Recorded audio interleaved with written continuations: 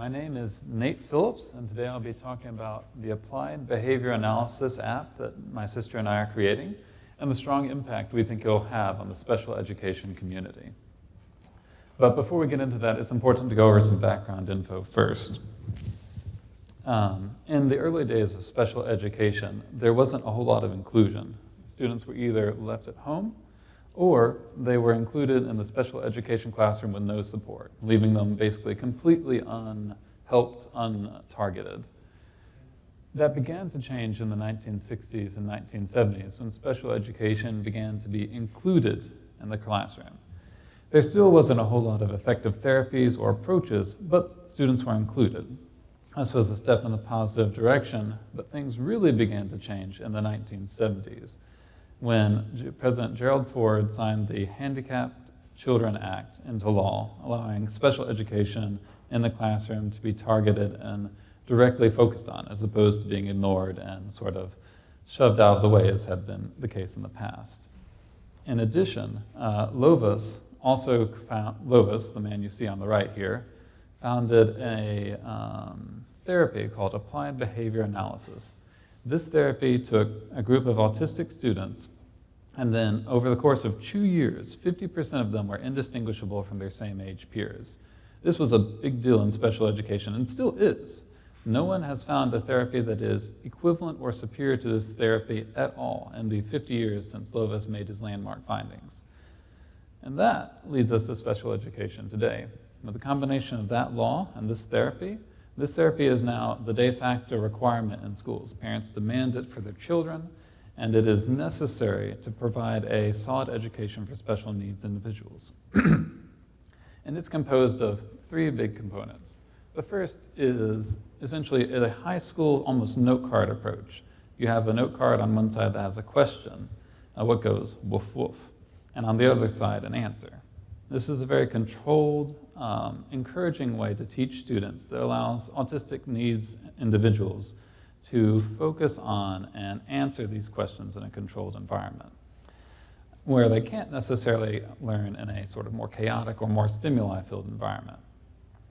The other component of this is extensive data collection. Every time a student answers a question, yes or no, or correctly or incorrectly, data is taken. How many times do they miss it? Do they have to use any prompts to achieve it? All of these things are part of the extensive data collection. And you can sort of see the sort of sheets you fill out here in the top. Imagine doing that for 15 students every day. The amount of time teachers spend on data collection is extensive and a significant part of their day. And finally, you also have the physical note cards you can see here. You have large amounts of storage and lots of space required. So this gives us an opportunity to intersect with an app.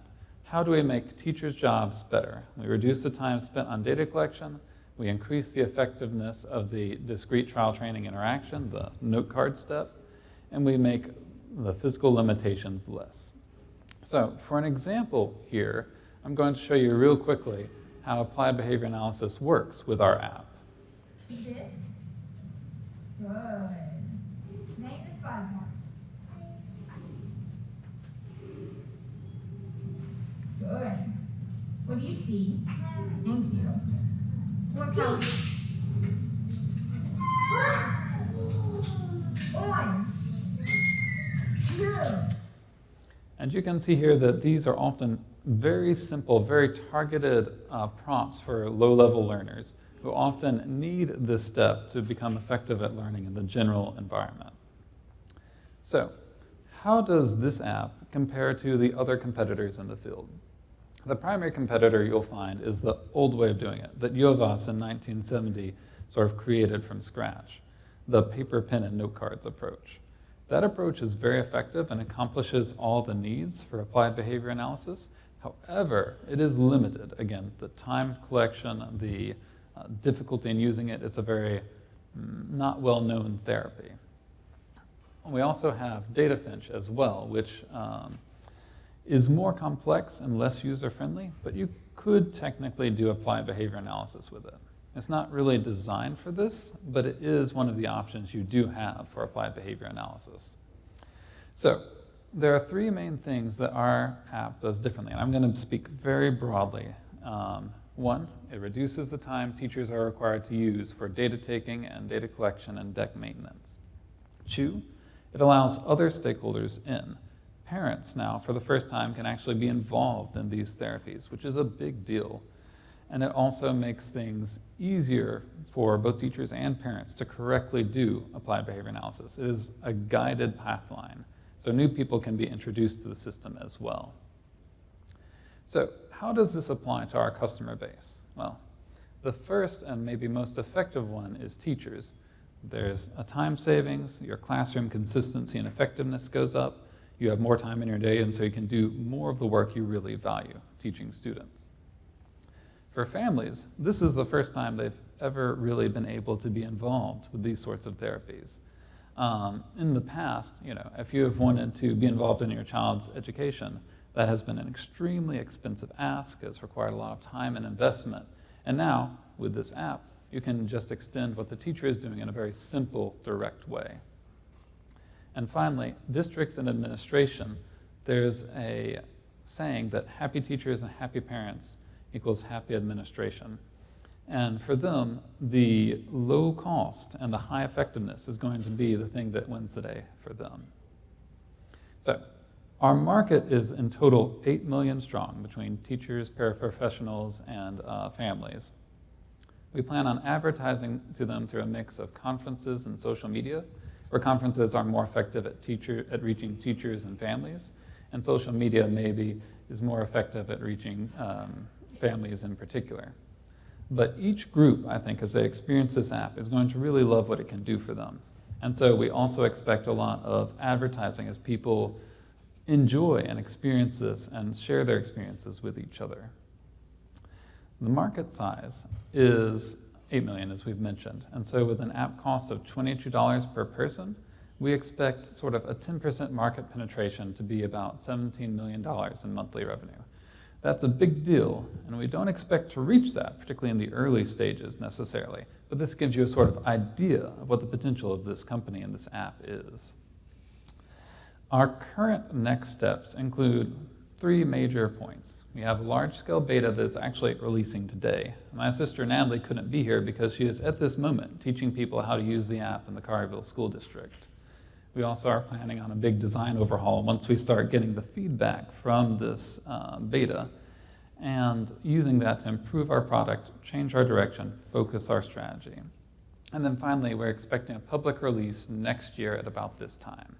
Before that public release, we will have a big marketing push to show people the app, to sort of spread the word, generate buzz, as you'll say. And you can see that sort of reflected on our timeline here. In summary, the Applied Behavior Analysis app will simplify this therapy that's used heavily in public schools. It will encourage teachers by reducing the time costs and data upkeep costs for their job. It'll bring parents in, and we're excited for a launch next fall. Our biggest ask at this juncture is we're looking to get this app in front of more people, more teachers, more parents. We want to find contacts we can share this with to start other betas or to do marketing with. And we're really excited about this direction. Our team here is myself and Natalie Hughes, the co-founders, Grace Toddy, our marketing expert.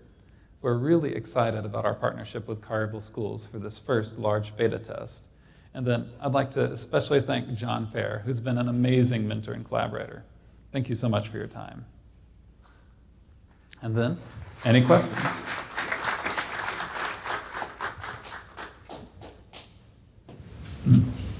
You mentioned quite a bit in the educational environment. What about the clinical environment? The question was, I've talked about the educational environment. What about the clinical environment? That's an excellent question. Thank you. I think it would indeed be very useful in a clinical setting. The same benefit as applies to teachers would apply to counselors and other types of specialists as well. As a matter of fact, it almost seems, in a sense, more applicable because they can give more specialized attention than teachers who have, at the very least, a large group of students to focus on. So I believe that would apply as well. Any other questions? Oh, thank you, sorry. It sounded like your fee, $22, is that a one-time fee? So this is a monthly fee, and the way it would work is that $22 would be if you're a single person payer. If you're an administrator with, say, 50 teachers, you would get a discounted rate of, we're thinking right now, $20 per person. A lot of this is sort of tentative as we explore the various options and how these prices play out with administrators and teachers. In its current state, how ready are you to do other betas?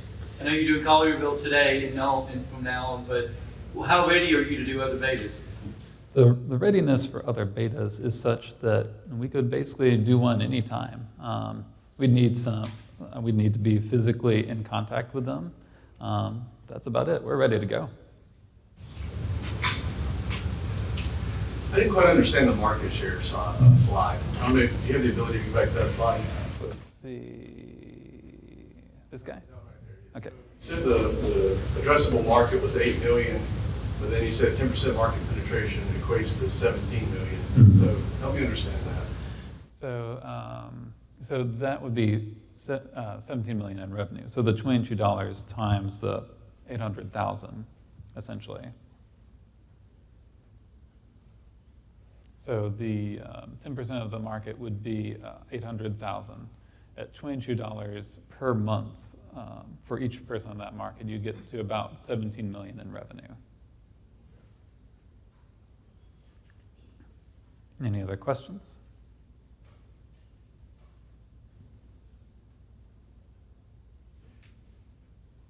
Awesome. Thank you all so much for your time. I appreciate your attention.